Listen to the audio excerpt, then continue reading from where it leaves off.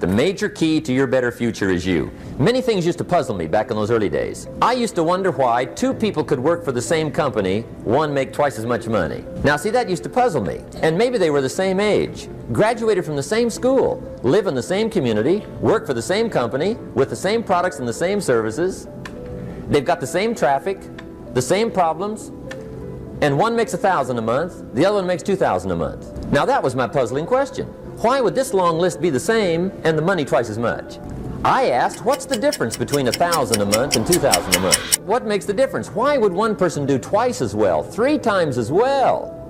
Speaking economically, now I know there's more than one way to do well. I understand that. But in this little narrow area called compensation, what's the difference? Well, back then, with my faulty thinking, I'm trying to reason it out. I thought, well, maybe time makes some of the difference, right? Some people do better because they have more time. I used to say, Harold ought to be able to do well. He's got a lot of time. If I had all of Harold's time, I could do well. Now that's got to be dumb, right? Number one, you can't get somebody else's time.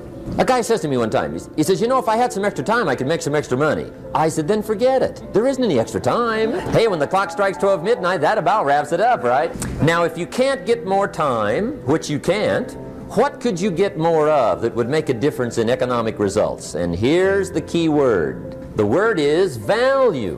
Value makes the difference in results. You can't get more time, but you can create more value.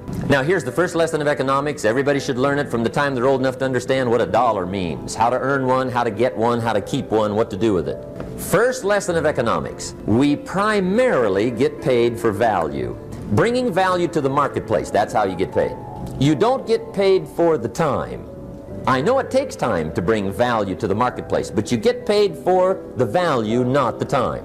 Is it possible to become twice as valuable at the marketplace and make twice as much money in the same time? Could you become 3 times as valuable, make 3 times as much money in the same time? Is that possible? The answer is yes, if. And it's always if, right? Life is known as the big if. Harry Truman once said, life is iffy. How true! It's possible to do much better at the marketplace if you go to work primarily on yourself. Learning to work primarily on yourself. People have asked me for the last 24 years, how do you develop an above average income? And the answer is, become an above average person. Develop an above average handshake. Some people want to be successful, they don't even work on their handshake. As easy as that would be to start on. They let it slide, they don't understand. Develop an above average smile.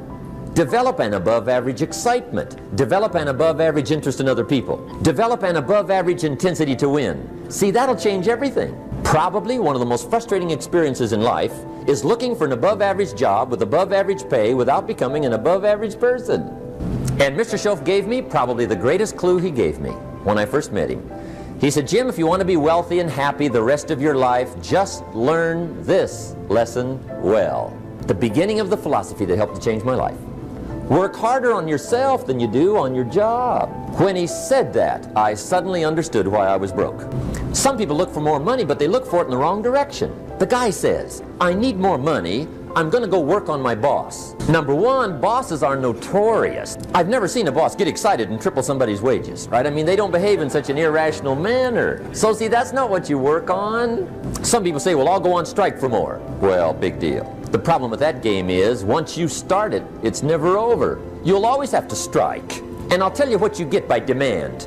Little bitty pieces. Barely enough. So see, that's not the key to success. Maybe survival, but not success. The guy in sales says, I've got it. I'll get me some of those books that teach you the tricky sales. And I'll go leap upon my prospects, dazzle them with my sales footwork, grab their money before they know what's happened. Well, you can play those kind of tricks if you want to. My observation shows the last 24 years, you wind up at the bottom of the economic ladder, not the top. See, it's not what you get by trick. It's not what you get by demand.